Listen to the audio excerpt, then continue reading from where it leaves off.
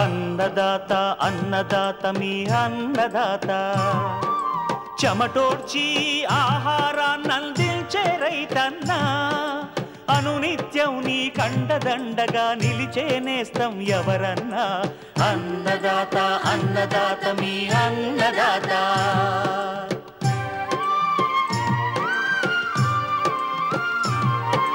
నూతన రీతుల సాగుబడికి నూరింతలు పెరిగే దిగుబడికి సూచనలిచ్చే సస్య రక్షణకు పశు పోషణకి శాస్త్ర విజ్ఞానం అందించి ముందుకు నడిపే తెలుగు రైతు భారతదేశానికి మకుటం అయ్యేలా తీర్చిదిద్దే ఆశయంతో మిమ్ము మేలు కొలిపేది అన్నదాత అన్నదాత అన్నదాత మీ అన్నదాత అన్నదాత అన్నదాత మీ అన్నదాత.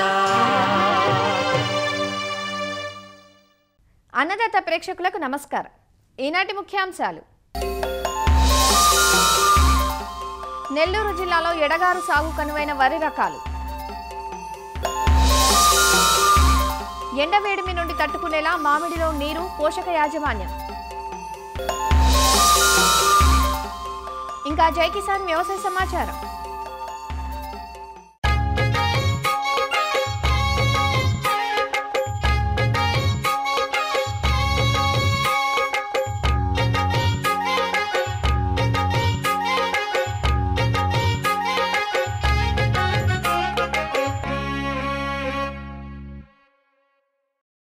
ఎడగారు వరి ఉమ్మడి నెల్లూరు, చిత్తూరు జిల్లాల్లో మాత్రమే వేస్తారు ఈ పంటని. అన్ని ప్రాంతాల్లో ఖరీఫ్, రబీ కాలాల్లో వరిని సాగు చేస్తే నెల్లూరు, చిత్తూరు జిల్లాల్లో ఎడగారు అనే మరో సీజన్ ఉంటుంది. ఈ జిల్లాల్లో ఈశాన్య రుతుపవన ప్రభావం ఉండటంతో ఎడగారులో వరి సాగు చేస్తారు. కత్తెర పంట అని కూడా అంటారు దీన్ని. ఎడగారు పంట కాలం ఏప్రిల్, మే మాసాల్లో ప్రారంభమవుతుంది. అయితే ఆ సమయానికి పెరిగే ఎండలు, వడగాలులకు పైరులో ఎదుగుదల లోపించే ప్రమాదం ఉంటుంది. కాబట్టి రకాల ఎంపికలో కొంచెం మెలకువతో ఉండాలి. ఎడగారులో వేసుకోవడానికి అనువైన రకాలు, గుణగణాలను ఆచార్య ఎన్జీ రంగా వ్యవసాయ విశ్వవిద్యాలయం నెల్లూరు వరి పరిశోధనా స్థానం శాస్త్రవేత్త డాక్టర్ శ్రీలక్ష్మి నుంచి తెలుసుకుందాం. నెల్లూరు పరిసర ప్రాంతాలు మరియు నెల్లూరు జిల్లా వరకు సంబంధించి ఏప్రిల్ 15 నుంచి మే 15 వరకు విత్తనం పోసుకునే ఒక ప్రత్యేకమైన స్థితి ఉంది. తర్వాత మిగతా రాష్ట్రం అంతా చూసినట్లయితే జూన్ 15 నుంచి జూలై 15 వరకు మనకి ఈ విత్తే కాలం ఉన్నప్పుడు ఒక నెల్లూరు పరిసర ప్రాంతాల్లో మాత్రమే ఎడగారు ఒక ప్రత్యేకమైన ఒక కాలంలో కూడా వరి పంట వేసుకోవడానికి కావాల్సినంత నీటి వసతి ఉన్న ప్రాంతాల్లో ఎండాకాలంలో ఒక పంటను సాగు చేయడం జరుగుతుంది.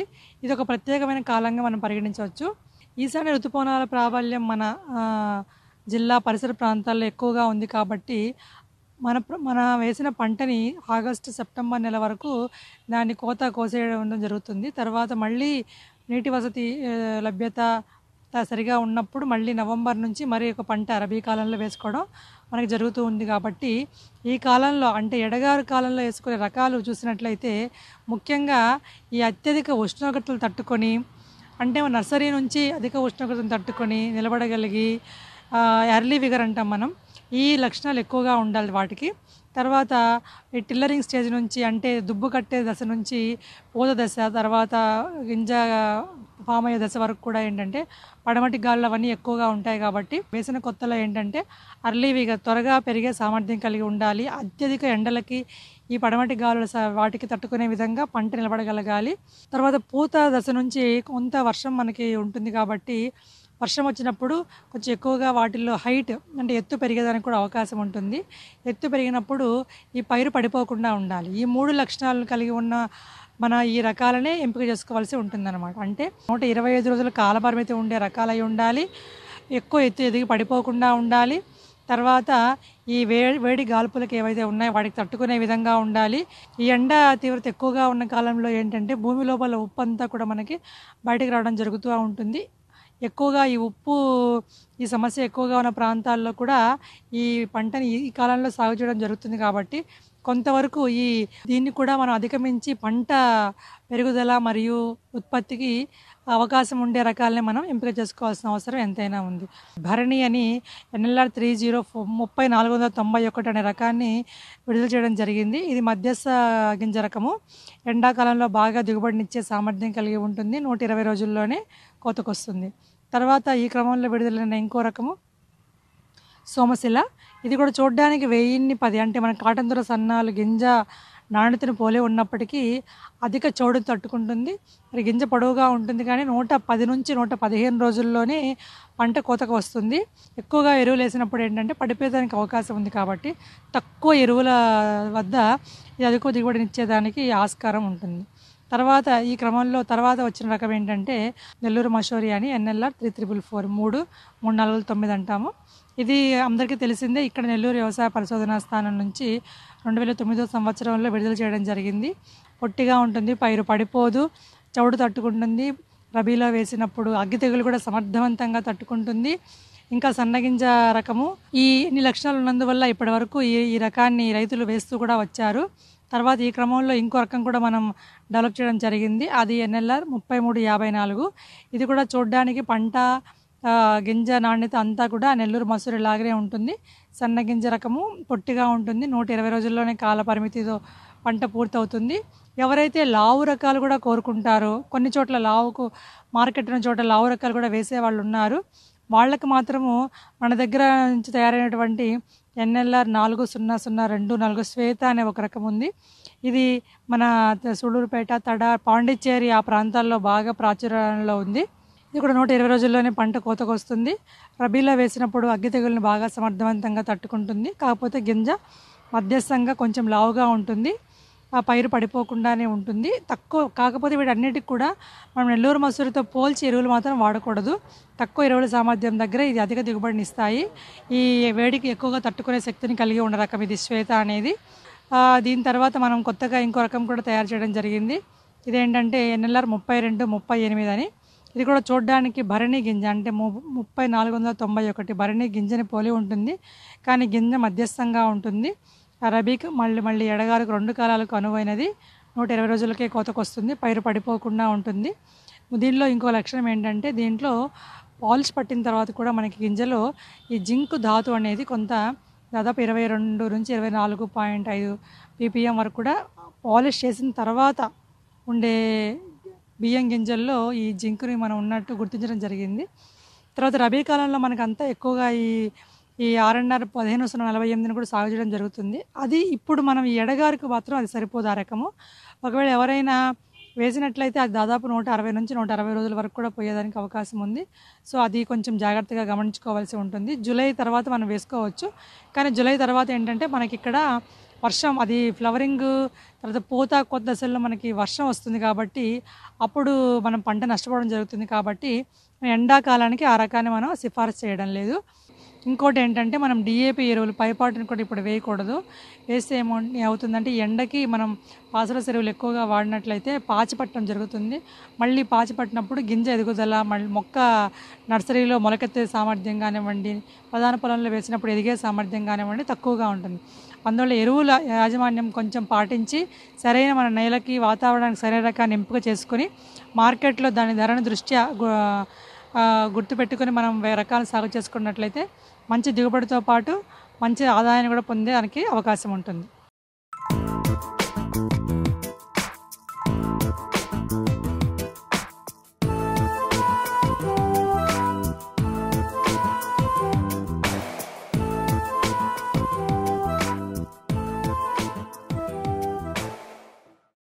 ఉభయ తెలుగు రాష్ట్రాల్లో మామిడి తోటలు ప్రస్తుతం వివిధ దశలలో ఉన్నాయి. అధిక వేడిమి ఉన్న ప్రస్తుత సమయంలో మామిడి సాగులో నీటి యాజమాన్యం చాలా ముఖ్యం. చెట్టుకు సరిపడా నీరు అందించలేకపోతే కాయలు రాలిపోయే ప్రమాదం ఉంది. దీనితో పాటు సకాలంలో పోషకాలను అందిస్తే నాణ్యమైన దిగుబడులను పొందవచ్చు. మామిడికి మాల్ఫార్మేషన్ డిజార్డర్ సోకిందని ప్రచారం జరుగుతున్న సమయంలో ఇది ఉత్తర భారతదేశంలో మాత్రమే గమనించారని, తెలుగు రాష్ట్రాల రైతులు ఆందోళన చెందాల్సిన అవసరం లేదని, వేసవిలో మామిడి సాగులో తీసుకోవాల్సిన జాగ్రత్తలను వివరిస్తున్నారు శ్రీ కొండా లక్ష్మణ్ తెలంగాణ రాష్ట్ర ఉద్యాన విశ్వవిద్యాలయం సంగారెడ్డి ఫల పరిశోధనా స్థానం సీనియర్ శాస్త్రవేత్త మరియు అధిపతి డాక్టర్ సుచిత్ర. వేసవి కాలంలో మామిడి పళ్ళ సీజన్ మనం చూస్తూ ఉంటాము. అయితే ఈ వేసవిలో ఉష్ణోగ్రతలు పెరుగుతున్న క్రమేపీ యాజమాన్యం అంటే మామిడి తోటల యాజమాన్యం ఎలా చేయాలని చూసుకున్నట్లయితే ముఖ్యంగా నీటి యాజమాన్యం అనేది చాలా చాలా ముఖ్యమైనది. ఎందుకంటే నీటి యాజమాన్యం సరిగా చేయనట్లయితే చెట్టు తనంతట తాను కాయలను రాల్చుకునే అవకాశం ఉంటుంది. అంటే కేవలం కొన్ని కాయలు మాత్రమే మిగుల్చుకొని దానికి తగ్గట్టుగా కాయలను రాల్చుకునే అవకాశం ఉంటుంది. కాబట్టి నీటి యాజమాన్యం అనేది చాలా చాలా ముఖ్యమైనది. డ్రిప్ లేని వారైతే మాత్రం నేలను బట్టి 10 నుంచి 12 రోజులకు ఒకసారి తప్పకుండా సమృద్ధిగా నీరు ఇవ్వవలసిన అవసరం ఉంటుంది. అదే డ్రిప్ ఉన్నవారైతే 10 సంవత్సరాలు ఆ పైన చెట్లకి మాత్రం రోజుకి 120 లీటర్ల నీరు ఇవ్వగలగాలి. అదే 5 సంవత్సరాలు లేకపోతే 3 సంవత్సరాల వయసు ఉన్నట్లయితే 50 నుంచి 90 లీటర్ల నీరు అనేది మనం తప్పకుండా ప్రతి చెట్టుకు ఇవ్వగలగాలి. అయితే ఈ యొక్క సమయంలో ఎండ వేడిమి పెరుగుతున్న కొద్దీ ఎండని తట్టుకోవడానికి కొన్ని పోషకాలు కూడా మనం ఇవ్వాల్సిన అవసరం ఉంటుంది. దీంట్లో పొటాషియం అనేది చాలా చాలా ముఖ్యమైనది. ఆకుల మీద మనం స్ప్రే చేయాల్సినట్లయితే మనం 10 గ్రాములు 1 లీటర్ నీటికి పొటాషియం నైట్రేట్ అనే మందును మనం పిచికారీ చేసుకున్నట్లయితే ఈ యొక్క పోషకం హీట్ టాలరెన్స్ అంటే ఎండ వేడిని తట్టుకునే ఒక కెపాసిటీని ఆ యొక్క చెట్టుకి అందిస్తుంది. కాల్షియం క్లోరైడ్ అనేది కూడా మనము 0.5 గ్రామ్స్ 1 లీటర్ నీటికి కలుపుకొని స్ప్రే చేసుకున్నట్లయితే ఇది కూడా మనకి ఎండ వేడిని తట్టుకోవడానికి సహాయపడుతుంది. 48 డిగ్రీలు ఆ పైన ఉష్ణోగ్రతలు చూసినట్లయితే మామిడి అనేది బాష్పపీడనం ఎక్కువ జరిగి కాయలు రాలే అవకాశం ఉంటుంది ఎండ వేడిమికి. సో ఈ సందర్భం అంటే అధిక ఉష్ణోగ్రతలు ఉన్నప్పుడు కేవలిన్ అనే మందులు అంటే దాని చైనా క్లే అని మార్కెట్లో మనకి దొరుకుతుంది. దీన్ని 10 గ్రాములు 1 లీటర్ నీటికి కలిపి మనం పిచికారీ చేసుకున్నట్లయితే ఆకుల మీద తెల్లటి పొడి లాంటి పదార్థం పడి బాష్పపీడనం అనేది తగ్గే అవకాశం ఉంటుంది. కాయ రాల్చడం కూడా చాలా వరకు తగ్గే అవకాశం ఉంటుంది. అయితే మనకి హార్మోన్ లోపం కూడా ఈ యొక్క ఎండ వేడిమిలో యాబ్సిషన్ లేయర్ ఫామ్ కావడము, కాయ తొడిమి దగ్గర ఎల్లో కలర్గా అంటే పసుపచ్చ రంగుగా మారి కాయ తొడిమలు అనేది కాయకు దూరం అయిపోయి కాయ కింద పడడం అనేది జరుగుతుంది. ఈ సందర్భంలో మన హార్మోన్ లోపాన్ని సరిచేయడానికి 50 ppm జిబ్బర్లిక్ యాసిడ్ మనం స్ప్రే చేసుకున్నట్లయితే ఈ యొక్క కాయ రాల్చుడు అనేది చాలా వరకు మనం తగ్గించుకోవచ్చు. సో ఇంతేకాకుండా ఇప్పుడు ఎండ వేడిమిలో మనకి చెట్టు గుబూరుగా ఉన్న చెట్టు లోపల మనం చూసినట్లయితే అధికంగా యొక్క తేమ అనేది అక్యుములేట్ అయ్యే అవకాశం ఉంటుంది. ఈ యొక్క తేమను నివారించుకోవడానికి అక్కడక్కడ మనము ఆకులు అనేది తీసివేయడము లేకపోతే పైన కొమ్మను అనేది తీసివేసినట్లయితే లోపల ఎయిర్ సర్క్యులేషన్ గాలి ప్రసరణ అనేది చాలా బాగా జరిగి ఆ యొక్క ఎండవేడిలో అధిక తేమ అక్యుములేట్ కాకుండా మనం కాపాడుకోవచ్చు. చీడపీడలు చూసుకున్నట్లయితే తేనె మంచు పురుగు లాంటి పురుగులు ఉధృతి కొంచెం తక్కువగా ఉన్నప్పటికీ సో తామర పురుగుల ఉధృతి మాత్రం ఈ యొక్క ఎండవేడిలో ఎక్కువగా ఉంటుంది.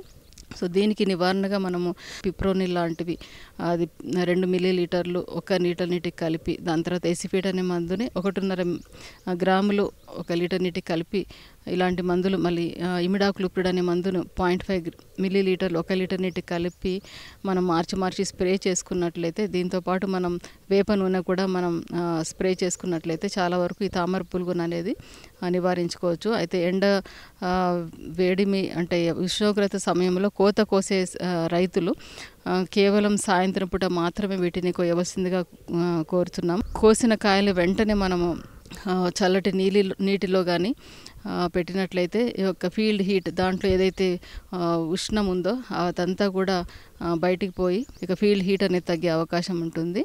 సో అంతేకాకుండా కాయ పోస్ట్ హార్వెస్ట్ అంటే కాయ కోసిన తర్వాత కొన్ని తెగుళ్ళు అనేది వచ్చే అవకాశం ఉంటుంది. కాబట్టి చల్లనీళ్ళ తర్వాత కొంచెం వేడి నీళ్ళు అంటే 52 డిగ్రీలు కేవలం 52 డిగ్రీల సెంటీగ్రేడ్లో 5 నిమిషాలు మాత్రం ఉంచినట్లయితే యాంథ్రక్నోజ్ అనే శిలీంధ్రం ఇక కోత తర్వాత ఏదైతే శిలీంధ్రం ఆశిస్తుందో అది కూడా రాకుండా కాయ నాణ్యత అనేది కూడా బాగా ఉంటుంది. మార్కెట్ వాల్యూ కూడా చాలా బాగా ఉంటుంది. కాబట్టి సో ఇలాంటి చిట్కాలు పాటించి వేసవిలో మామిడిని యొక్క ఎండ వేడిమి నుంచి అధిగమించి మామిడిలో అధిక లాభాలు సంపాదించాలని కోరుకుంటున్నాను. అయితే ఈ వేసవిలో మామిడికి ఒక కొత్త వైరస్ వస్తుందని పత్రికా ప్రకటనలు అనేది చెప్తున్నారు. అయితే అటువంటి వైరస్ అనేది ఇక్కడ ఇప్పటివరకు అయితే గమనించలేదండి. దాన్ని మాల్ఫార్మేషన్ అంటారు. అది కేవలం ఉత్తర భారతదేశంలోనే అది గమనించబడింది. అది ఉత్తర భారతదేశం వెరైటీస్ ఏదైతే ఉన్నాయో ఆ వెరైటీస్లోనే మనకి అది గమనించాము. ఇప్పటివరకు అయితే ఆ వెరైటీస్ మన దగ్గర పండించట్లేదు కాబట్టి ఆ వైరస్ అనేది లేదు. అయితే ఏదైతే నర్సరీల నుంచి కొంతమంది రైతులు అంటే సర్టిఫైడ్ నర్సరీలు కానివి అన్హెల్దీ మొక్కలు అయితే తీసుకొస్తున్నారో సో వాళ్ళకు మాత్రం వెజిటేటివ్ స్టేజ్లో అంటే శాఖీయ దశలో ఇలాంటి మాల్ఫార్మేషన్ అనే ఒక డిజార్డర్ అనేది గమనించడం జరిగింది. అది వైరస్ వల్ల కాదు, కేవలం కొన్ని కాంప్లెక్స్ ప్రాబ్లమ్స్తోని అంటే న్యూట్రిషనల్ ప్రాబ్లం, హార్మోనల్ ప్రాబ్లం ఇట్లాంటి ప్రాబ్లమ్స్తోని ఆ యొక్క మాల్ఫార్మేషన్ అనే డిజార్డర్ వస్తుంది. మాల్ఫార్మేషన్ అనేది కానీ మామిడి ఒక దిగుబడి తగ్గించే ఎటువంటి ప్రమాదకరమైన తెగులు కానీ డిజార్డర్ కానీ ఇటువంటి మాల్ఫార్మేషన్ రాలేదని మీరు గమనించగలరు.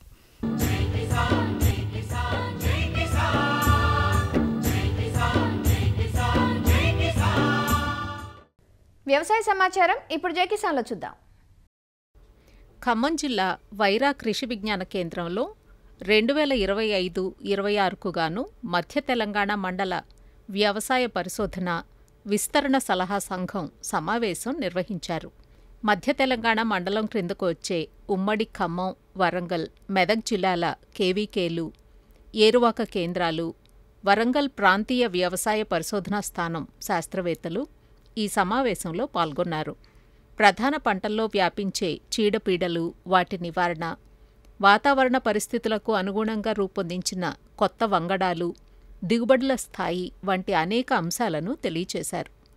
పంటల సాగులో శాస్త్రవేత్తలు, వ్యవసాయ అధికారుల సూచనలు పాటించి రైతులు మంచి ఫలితాలు సాధించాలని, తమ సేవలు వినియోగించుకోవాలని ఆచార్య జయశంకర్ తెలంగాణ వ్యవసాయ విశ్వవిద్యాలయం పరిశోధనా సంచాలకులు డాక్టర్ బలరాం సూచించారు. ఆరుతడి పంటలు వేసుకుంటేనే మీకు అధిక లాభం వస్తుందని చెప్పేసి చాలామంది శాస్త్రవేత్తలు పలు విధాలుగా చెప్తున్నారు. అయినప్పటికీ కూడా వరి వేస్తున్నారు, టైం దాటి వేస్తున్నారు.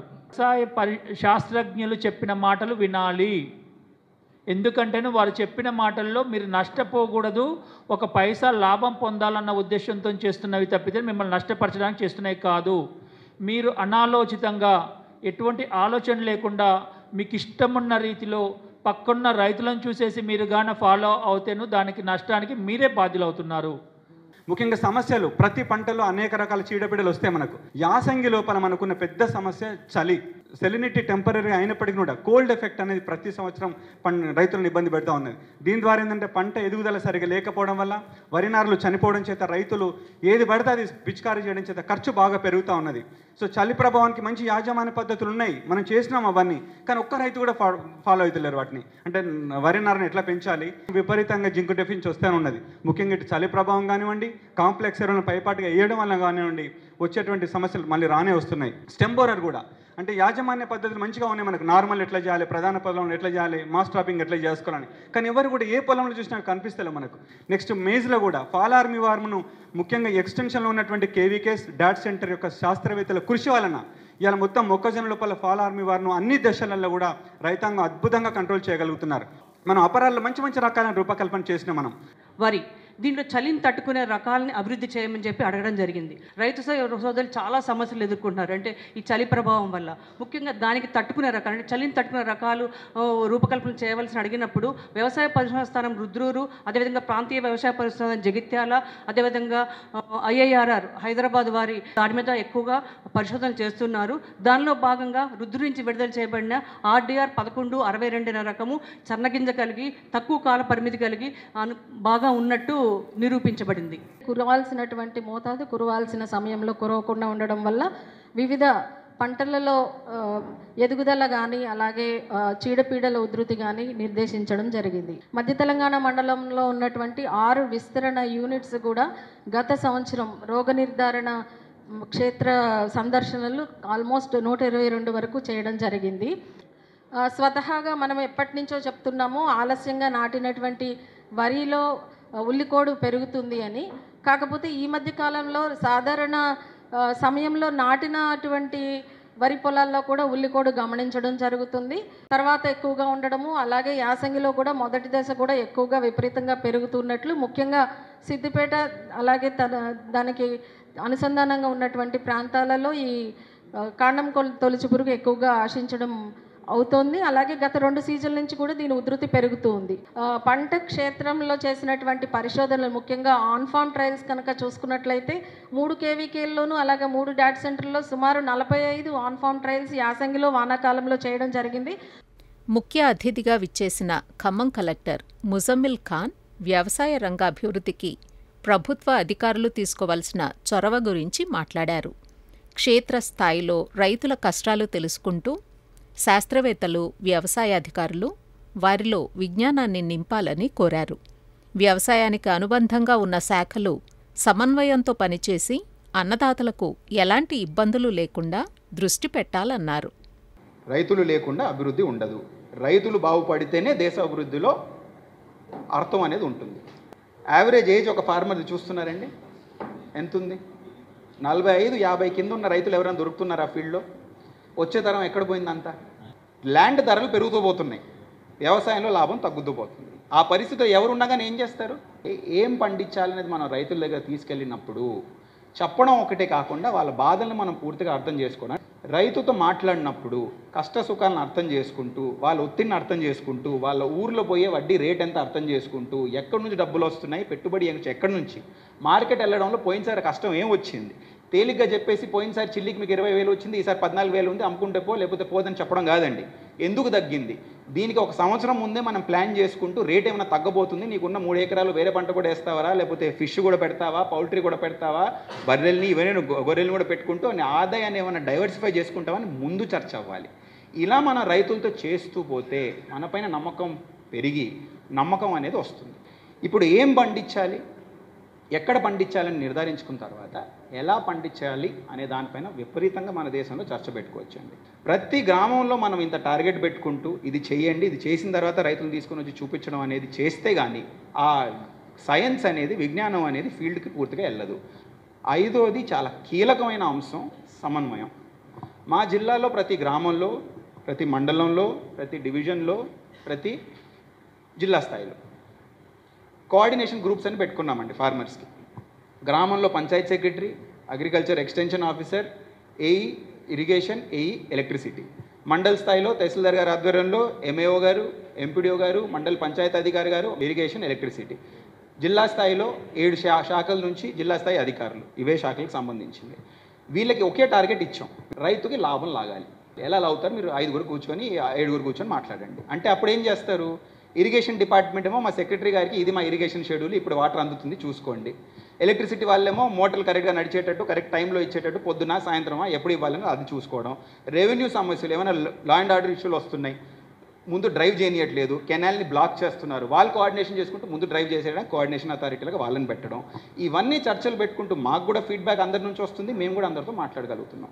ఆ సింగిల్ టార్గెట్ ఇవ్వడం వల్ల మా జిల్లాలో పోయిన 25 రోజుల నుంచి 1 ఎకరం కూడా ఎండకుండా మేము చూసుకోగలిగామండి. మరిన్ని విభిన్న అంశాలతో రేపటి అన్నదాతలో మళ్ళీ కలుసుకుందాం. నమస్కారం. అన్నదాతలు తమ సందేహాలు, సమస్యలను 1800-425-4085 టోల్ ఫ్రీ నెంబర్లో ఉదయం 10 గంటల నుంచి 11 గంటల మధ్య పని దినాలలో సంప్రదించగలరు. ఈ కార్యక్రమాన్ని యూట్యూబ్లో www.youtube.com/annadata-etv లింక్ ద్వారా వీక్షించవచ్చు. అన్నదాత కథనాలు ఈటీవీ విన్ మొబైల్ యాప్లో వీక్షించండి.